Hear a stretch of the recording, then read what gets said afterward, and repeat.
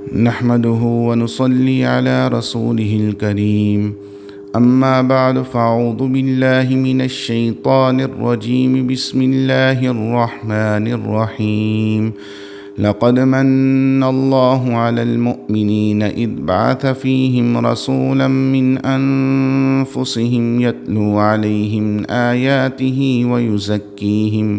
ويعلمهم الكتاب والحكمة وَإِن كَانُوا مِن قَبْلُ لَفِي ضَلَالٍ مُبِينٍ صدق اللہ العظیم۔ معزز ناظرین، آپ حضرات کے سامنے میں نے سورۃ آل عمران کی ایک آیت تلاوت کی ہے، جس میں اللہ تبارک و تعالی نے حضور صلی اللہ علیہ وسلم کی بعثت کے 4 مقاصد کو بیان کیا ہے، یعنی حضور صلی اللہ علیہ وآلہ وسلم کی تشریف آوری انہی 4 مقاصد کے لیے ہوئی تھی۔ آج وقت کی بہت بڑی ضرورت ہے کہ ہم خود بھی ان مقاصد کو سمجھیں، اپنی نئی نسل کو، اپنے بچوں کو بھی یہ مقاصد سمجھانے کی کوشش کریں، تاکہ ہم ان مقاصد کو پورا کرنے والے بن جائیں۔ جب ہم ان مقاصد کو پورا کرنے والے بن جائیں گے تو اس کی وجہ سے ہم حضور صلی اللہ علیہ وسلم کو خوش کرنے والے بن جائیں گے، اور حضور صلی اللہ علیہ وسلم کو جب خوش کرنے والے بن جائیں گے تو اس سے اللہ تبارک و تعالیٰ کی خوشنودی بھی ہمیں حاصل ہو جائے گی۔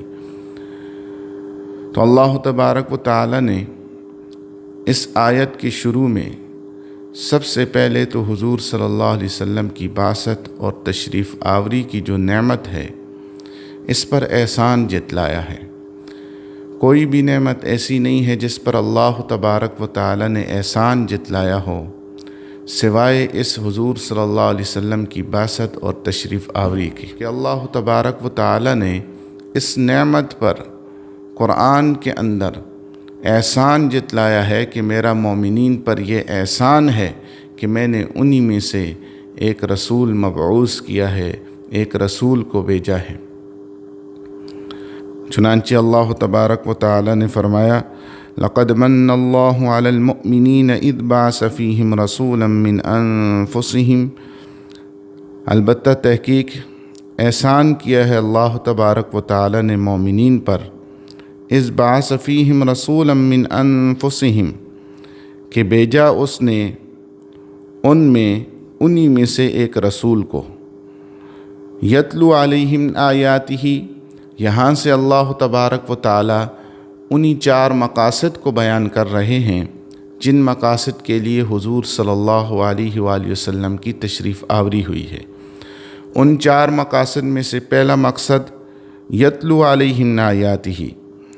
کہ وہ ان پر اللہ تبارک و تعالیٰ کی آیات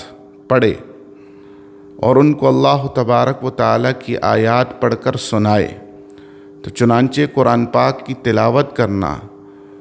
یہ حضور صلی اللہ علیہ وسلم کی بعثت کے مقاصد میں سے پہلا مقصد ہے۔ آج اگر ہمارے بچے، ہمارے گھر والے اس قرآن کی تلاوت کے عادی بن جائیں گے اور روزانہ قرآن کی تلاوت کا معمول بنائیں گے تو ہم حضور صلی اللہ علیہ وسلم کی بعثت کے مقاصد میں سے ایک مقصد کو پورا کرنے والے بن جائیں گے، اور یہ حضور صلی اللہ علیہ وآلہ وسلم کی خوشنودی کا باعث ہوگا، اور حضور صلی اللہ علیہ وسلم کی خوشنودی اللہ تبارک و تعالیٰ کی خوشنودی ہے۔ تو آج وقت کی بہت بڑی ضرورت ہے کہ ہم خود بھی اپنے آپ کو تلاوت کا عادی بنائیں اور اپنے بچوں کو، اپنے گھر والوں کو بھی تلاوت کا عادی بنائیں۔ وَيُزَكِّيهِمْ، دوسرا مقصد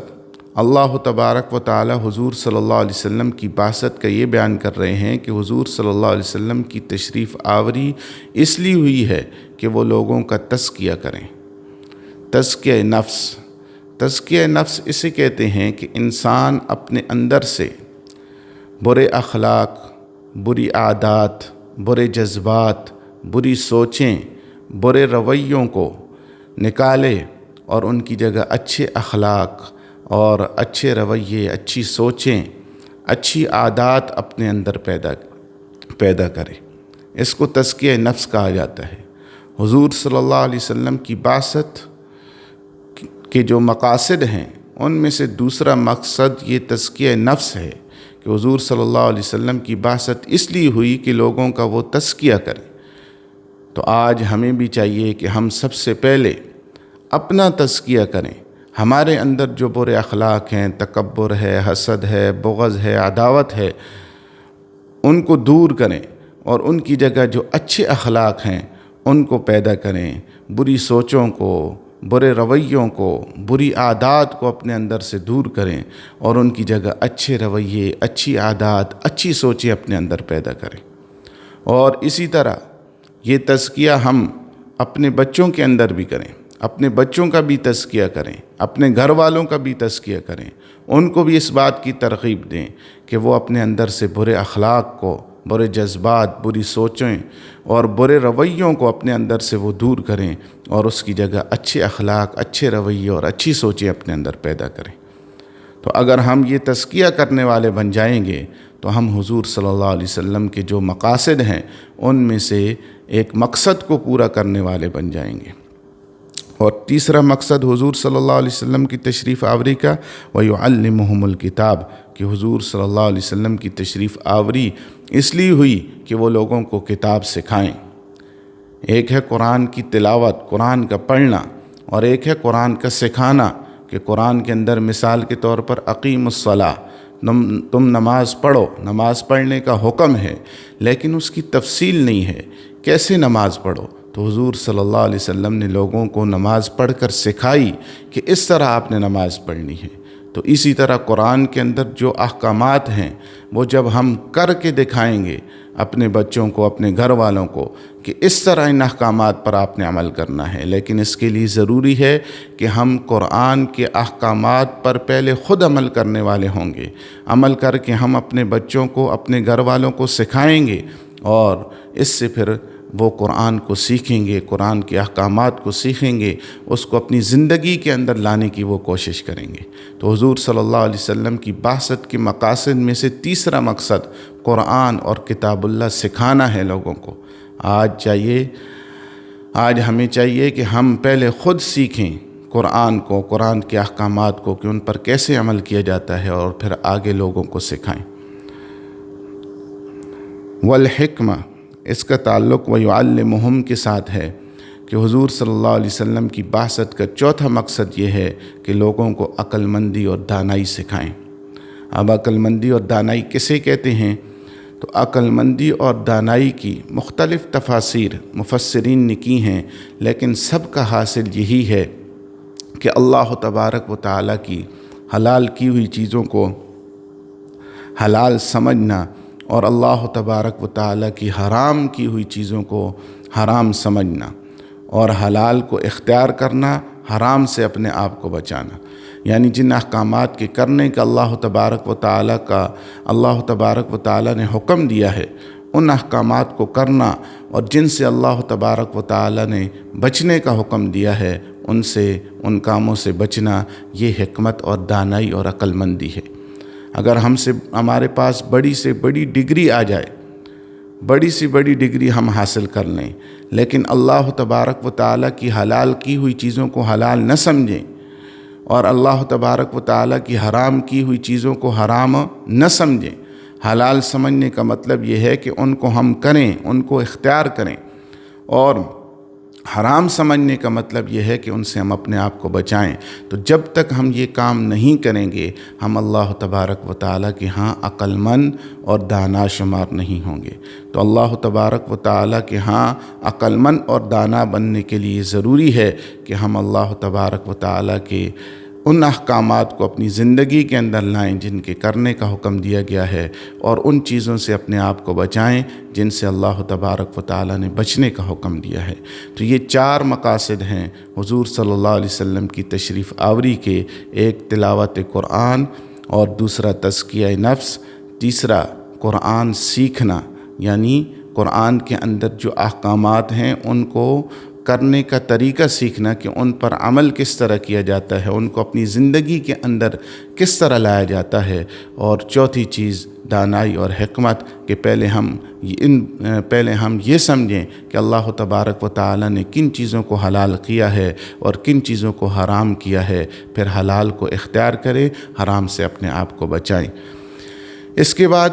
اس آیت کے آخری ٹکڑے میں اللہ تبارک و تعالی نے عجیب بات فرمائی ہے، فرمایا وَإِن كَانُوا مِن قَبْلُ لَفِي ضَلَالٍ مُبِينٍ، اگرچہ یہ لوگ اس سے پہلے کھلی گمراہی کے اندر تھے۔ اس میں اشارہ ہوتا ہے اس بات کی طرف کہ ان مقاصد کو جو پورا کرنے والا ہوگا، چاروں مقاصد کو پورا کرنے والا ہوگا، وہ ہدایت کے راستے پر ہوگا۔ اور اگر ان چار مقاصد میں سے کسی ایک مقصد کو بھی کوئی چھوڑ دے گا، تلاوت کو چھوڑ دے گا یا تزکیہ نفس کو چھوڑ دے گا یا قرآن سیکھنے کو چھوڑ دے گا، سکھانے کو چھوڑ دے گا یا حکمت اور دانائی کو چھوڑ دے گا، اللہ کی حلال کی ہوئی چیزوں کو حلال نہیں سمجھے گا، اللہ کی حرام کی ہوئی چیزوں کو حرام نہیں سمجھے گا، حرام سے اپنے آپ کو نہیں بچائے گا، تو وہ گمراہی کے اندر شمار ہوگا۔ تو آج ہم اپنا محاسبہ کر لیں کہ یہ جو حضور صلی اللہ علیہ وسلم کی تشریف آوری کے 4 مقاصد ہیں، ان مقاصد میں سے کون سا مقصد جو ہے وہ ہماری زندگی کے اندر ہے، اس مقصد کو ہم پورا کر رہے ہیں اور کس مقصد کو ہم پورا نہیں کر رہے۔ ان 4 مقاصد کو پورا کرنا اگر ہم چاہتے ہیں کہ ہم ہدایت کے راستے پر آ جائیں، ہدایت پر آ جائیں، اور ظاہر ہم میں سے ہر ایک یہ چاہتا ہے، تو ہم پر یہ لازم ہے کہ ہم ان 4 مقاصد کو اپنا مقصد بنائیں اور خوب توجہ کے ساتھ ان 4 مقاصد کو پورا کرنے کی کوشش کریں۔ دعا ہے کہ اللہ تبارک و تعالی ہمیں عمل کرنے کی توفیق عطا فرمائیں۔ وآخر دعوانا الحمد للہ رب العالمین۔